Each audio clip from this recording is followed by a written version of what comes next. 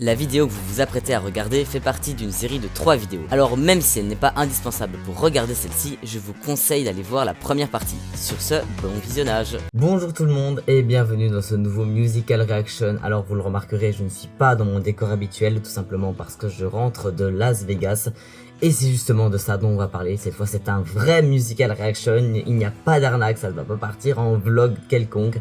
Non, puisque ce soir on va parler, ce jour, ça dépend de quand vous regardez la vidéo, on va parler de Awakening que j'ai été voir à Las Vegas, logique. Donc Awakening c'est un spectacle, mon ancien décor avec toutes les voitures qui passent dans la rue.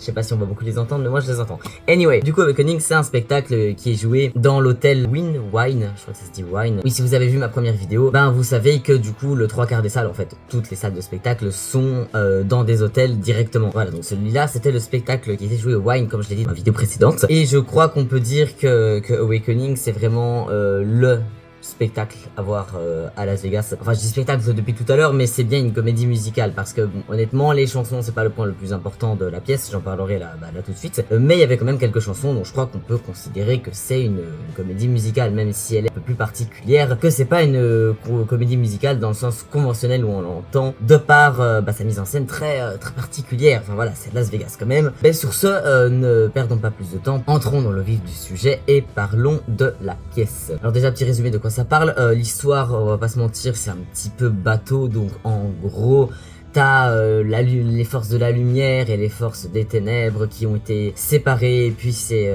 notre personnage principal, une fille qui s'appelle Io. Elle doit faire une quête pour essayer de réunir la lumière et l'obscurité, et du coup elle doit aller dans différents peuples, on va dire ça comme ça, pour essayer de trouver des cristaux de lumière, des pierres d'infinité en gros, c'est à peu près ça, pour toutes les réunir et du coup réunir l'ordre, rétablir l'ordre des choses. Voilà, c'est un peu la lutte du bien contre le mal. Et voilà pourquoi ça s'appelle Awakening, parce que Awakening c'est le réveil du phénix, parce que oui, une fois la lumière et l'obscurité réunies, on a l'apparition du phénix qui rétablit l'ordre des choses. Et il me semble que genre Io c'est une sorte de l'incarnation du phénix, et que c'est elle qui a été choisie par une prophétie pour faire la quête. Enfin voilà, j'explique très mal, mais bon, vous avez un peu saisi le type d'histoire que c'est. Donc voilà, une histoire pas très originale, mais l'histoire c'est pas vraiment le point le plus important. Au fond, c'est plutôt une excuse à la forme que va prendre tout le truc. Je vais direct skipper le point chanson parce que je vais pas trop en parler. Comme je disais, il y avait quelques chansons, mais c'était vraiment pas le point le plus marquant de la pièce. Elles étaient pas nulles, franchement, sur le coup, je les ai beaucoup appréciées. Les comédiens chantaient tous très bien, c'était joli, ça allait bien avec ce qui se passait. Voilà, bon point pour les chansons, mais c'est plus un truc en plus que vraiment un des gros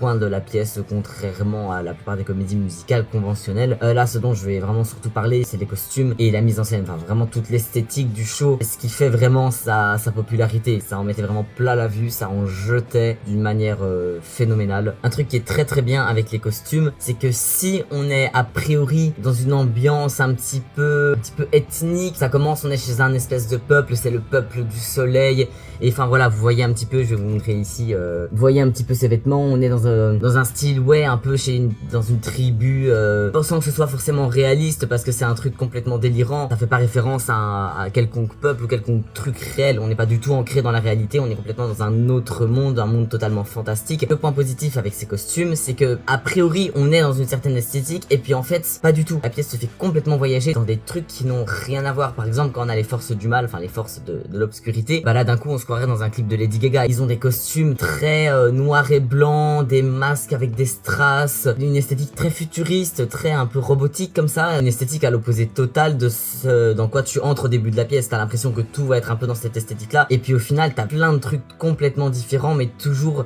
parfaitement bien exécutés, parce que tous les costumes sont vraiment magnifiques, ils sont très bien faits, et ils vont toujours très bien avec l'environnement dans lequel on est. Cette pièce te fait vraiment voyager dans tout un tas de trucs différents, et t'emmène dans tout un tas de tableaux différents. Donc on a, comme je disais, le peuple du soleil, qui lui c'est une esthétique qui fait un peu aztèque. On a les forces du mal, là on est à total opposé, très noir et blanc, très futuriste. Et puis bien sûr il y a aussi tous les différents peuples chez qui notre héroïne va aller pour essayer de prendre les pierres de lumière. On a par exemple le royaume de l'eau. Là un costume que j'ai vraiment adoré, c'est une sirène, mais qui est comme assise sur un poisson, et du coup dès qu'elle marche, vu que c'est une sirène et du coup elle peut pas marcher, c'est le poisson qui est en train de la porter, qui marche en faisant des petits pas comme ça, sauf que bien évidemment la queue de sirène c'est une fausse, et le poisson qui marche c'est les jambes de la comédienne. Mais le costume est tellement bien fait que déjà c'est trop beau, tout est magnifique. Et parce que voilà, je parle d'elle parce que son costume est assez original, mais les danseurs, tous les costumes sont juste tellement beaux. Pas une seule personne n'est laissée au hasard. On a vraiment des tableaux, c'est un truc de dingue. Mais donc j'en reviens avec cette sirène. Non seulement c'était très joli, mais en plus de ça, on s'y croirait vraiment. C'était vraiment très bien fait, ce poisson qui tire la sirène et sa queue qui bougeait comme ça. Tout était vraiment dans le détail et à ce niveau-là, j'ai rien à dire. En fait, c'était parfait. Pour ça, y a pas à dire, les Américains, ils savent y faire. Regardez, on aurait dit du corail tout autour d'elle. Enfin, à chaque fois, ça tapait juste. C'était parfait avec l'esthétique qui était amenée. L'endroit dans lequel on nous amenait, le corail pour le peuple de l'eau, c'est logique. Et en plus de ça, c'est juste trop beau. La manière dont ils dansent, c'est réfléchi aussi en fonction de la manière dont ils dansent, des mouvements qu'ils font. Enfin, tout est toujours parfait. Je parlais du peuple de l'eau parce que c'est le premier qu'on voit, donc c'est celui qui m'a le plus marqué. Mais après, elle va aussi chez le peuple de la terre. Je sais pas si les peuples sont vraiment appelés comme ça, mais globalement c'est ça. Et voilà, vraiment dans chaque endroit où elle va, on est à chaque fois transporté dans un total autre monde. Je le redis encore et encore, mais cette pièce te fait voyager dans plein d'univers complètement fantastiques, complètement féeriques, et tout est tellement beau. Et un truc qui est très bien, c'est que la salle est pas immensément grande et du coup t'es très proche, tu vois vraiment ce que c'est. Surtout que j'ai pas encore parlé de la disposition de la salle, mais en fait t'as la scène au milieu, au sol, et tout autour de la scène tu as les gradins. Du coup déjà où que tu sois, tu n'es en aucun cas mal placé, et la salle est pas immense non plus, donc même si t'es tout au fond, t'es pas très loin. Tout ça pour dire que le fait que la salle soit ronde et que du coup les couloirs d'entrée et sortie des comédiens soient entre les gradins, parfois des comédiens arrivent sur scène quasiment à côté de toi et t'es vraiment dans le truc. Il n'y a pas de séparation comme dans la plupart des salles où il y a la scène à l'avant et puis le public. T'es complètement dans le truc en fait. Et c'est ça aussi qui aide énormément à faire voyager le spectateur. Mais ce qui faisait aussi voyager le spectateur, c'est bien évidemment la mise en scène. Il y avait beaucoup d'accessoires utilisés. Notamment, je reviens au moment du peuple de l'eau. Un moment, pour donner un exemple, t'as quelqu'un qui arrive et puis t'as une baleine qui vole tout autour de la salle. Et on pourrait croire que c'est une projection 3D tellement elle tourne autour de cette salle devant les gradins avec une fluidité. Il y a un naturel hallucinant, sauf que c'est pas du tout une projection 3D, c'est une vraie baleine, enfin non, pas une vraie baleine, mais je veux dire c'est un truc physique, c'est une sorte de ballon que tient une des danseuses, mais j'arrive pas à comprendre comment elle arrive à gérer cet énorme ballon aussi bien, parce qu'elle le tient juste à un fil, et t'as vraiment l'impression que c'est une projection qui bouge tout au long de la salle, sauf que c'est un vrai accessoire physique, et c'est véritablement complètement impressionnant. Il y a un autre passage, au-dessus des gradins, t'avais ces espèces de choses relevées, et puis d'un coup t'as ça qui se baisse comme si c'était des tentacules qui arrivaient, et ça sert en même temps d'espèces de passerelles sur lesquelles les comédiens montent. Ça te tombe vraiment dessus, ça tombe vraiment du ciel. C'est bluffant, c'est complètement bluffant. Enfin bref, voilà, ça pour dire que niveau accessoires, leur utilisation, la manière dont ils sont faits, tout est magnifique. C'est au même niveau que les costumes. Là vraiment, j'ai rien de plus à dire que incroyable au final. Mais il y avait pas que ça qui était bluffant, hein. Par exemple, il y a un passage où notre personnage principal est enfermé dans une cage qui monte, et à un moment, par un effet quelconque, d'un coup, elle est plus dans la cage. Je ne comprends vraiment pas comment ils ont fait. Et à un moment, il y a quelqu'un qui arrive, qui n'était pas là une seconde avant, et puis d'un coup, il y a un effet quelconque, et puis bouf, la personne apparaît. Enfin, autant parfois, même si tu sais que c'est pas trop possible, tu te dis, ouais, il y a un effet, ils ont dû forcément faire comme ça. Mais là, elle était en hauteur, on l'a pas vu descendre sur un fil ni rien, il y avait a priori rien qui aurait pu cacher le truc, surtout que les gens étaient tout autour de la salle, donc je m'étais dit, limite avec un effet de miroir ou quoi, pour donner l'impression que derrière il y a rien, mais en fait elle est cachée derrière, mais c'est pas possible, vu que c'est une salle à 360 degrés, donc vraiment, il y avait certains trucs comme ça. Je comprenais pas comment ils avaient fait, c'était véritablement impressionnant. Et ça aussi, t'as l'impression qu'il y a de la vraie magie qui opère. T'as pas l'impression en fait de regarder un spectacle, t'as l'impression de voir des vrais trucs surnaturels, des vrais trucs complètement fantastiques qui sont en train de se passer. C'est vraiment un voyage complètement immersif. Ah, et ce qui aide aussi à ça, je n'ai pas parlé, j'avais oublié, à côté des sièges, t'avais des espèces de petits baffles, de petites enceintes dans lesquelles étaient projetés à certains moments des bruitages pour donner vraiment l'impression qu'on est dans le truc. Et ça aussi c'était bien fait parce qu'on n'avait pas du tout cette impression de décalage niveau son, dans le sens où il y aurait le son de la scène, des personnages qui parlent, qui sont reliés à leur micro, etc.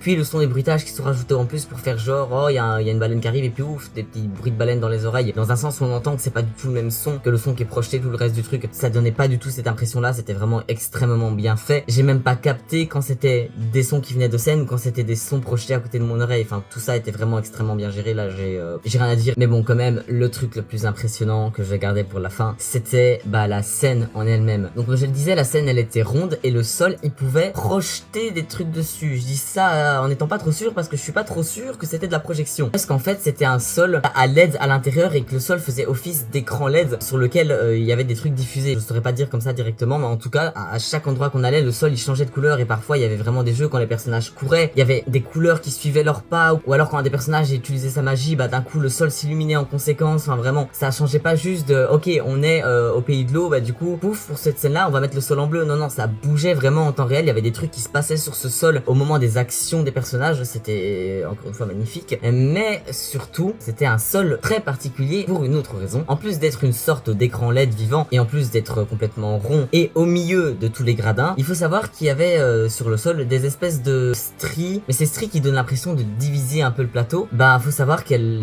divisaient vraiment le plateau en fait. Le sol était capable de se diviser en plusieurs parties. Il y avait un rond central et puis il y avait différentes parties sur les côtés en suivant les courbes des stries qui pouvaient complètement se séparer pour écarter la scène ou bien monter et descendre, ce qui fait que parfois on a vraiment plusieurs niveaux de scène et non seulement c'est esthétique, non seulement bah ça dynamise le truc parce que du coup on n'est pas sur un truc tout plat, on a vraiment des jeux de profondeur. Ça permet aussi des passages où on voit les personnages vraiment sauter d'un truc à l'autre et ça fait presque des acrobaties parce que voilà, oui je fais une petite parenthèse sur les danseurs parce que j'ai parlé de leurs costumes etc, mais j'ai pas parlé des chorégraphies en elles-mêmes parce que bah, encore une fois bah, tout était nickel, tout était synchro, mais il y avait vraiment des trucs c'est super impressionnant, genre c'est le cirque du soleil limite. Les acrobaties, les danses, la mise en scène avec tous les accessoires utilisés, les effets d'optique qu'on peut avoir, les disparitions et apparitions de personnages d'un coup, le feu sur scène parce qu'il y avait aussi du feu, les costumes qui étaient si beaux et tout ça avec ce sol qui bougeait et tout en bougeant, même en étant séparés, les projections dessus fonctionnaient très bien, hein, ça autant le dire, enfin vraiment c'était un espèce de